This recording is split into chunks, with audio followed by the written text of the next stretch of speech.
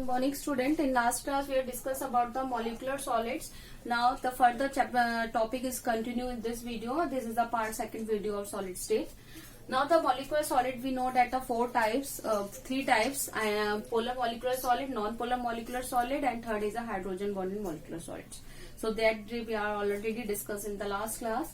Now, the next is the ionic solids. Ionic means ions. When the force of attraction between the cation and ions, they are called the ionic solid.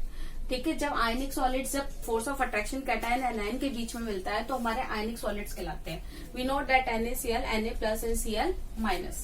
So they are the ionic solid. अगर हम ionic solid की बात करें, they are the bad conductor of electricity. ये electricity के लिए bad conductor होते हैं, जबकि आयंस हैं but still they are bad conductor, क्योंकि जब ये सॉलिड फॉर्म में होते हैं देन इनका जो फोर्स ऑफ अट्रैक्शन है पॉजिटिव नेगेटिव तो ज्यादा स्ट्रांग होता है. That is very difficult to break the between the bond between the positive cation and anion. ठीक है, लेकिन अगर हम इन्हीं आयनिक सॉलिड्स को अगर मेल्ट करा दें या फिर we dissolve the ionic solid in the aqueous form in water, then it dissociated into the form of ions, and now the cations ions are free to move, so they conduct electricity. Clear? So ionic solid conduct electricity only in a molten or in aqueous form. Next is the covalent solid. Covalent solid कौन कौन से होते हैं? हमारे covalent compounds हमारे होते हैं जो हमारे नॉन मेटल्स होते हैं, क्योंकि नॉन मेटल्स जो होते हैं वो हमारे कोवलेंट कंपाउंड्स होते हैं. जैसे हमारा सिलिका कार्बाइड है, SiAc, ग्राफाइट है, ये हमारे क्या है? कोवलेंट सॉलिड्स है. अगर हम कोवलेंट सॉलिड्स की बात करें तो also the bad conductor of electricity. ये भी क्या होते हैं? बैड कंडक्टर होते हैं. क्यों? क्योंकि क्या है, इनके बीच में जो फोर्स ऑफ अट्रैक्शन होती है it is so strong that then the electrons are not free to move. और वैसे भी नॉन मेटल्स है तो इलेक्ट्रॉन्स इनके पास जल्दी होते नहीं है फ्री, तो बैड कंडक्टर होते हैं इलेक्ट्रिसिटी के. Except graphite. Graphite is exceptional case. Graphite conduct electricity. क्यों?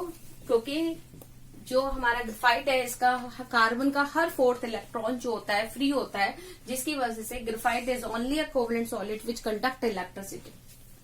Next is the last is the metallic solids.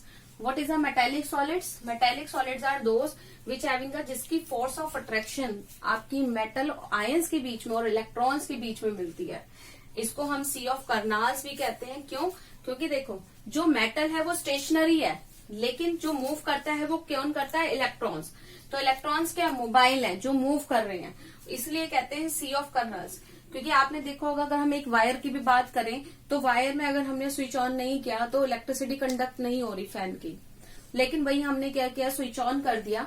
अब स्विच ऑन करने के बाद we see that the fan are rotating, है ना? फैन क्या होता है? रोटेट करना स्टार्ट कर देता है. एंड द रीजन दिस, क्योंकि इलेक्ट्रॉन्स जो है वो मूव करना यानी फ्लो करना स्टार्ट कर देते हैं. ठीक है, so metallic solids are the good conductor of electricity.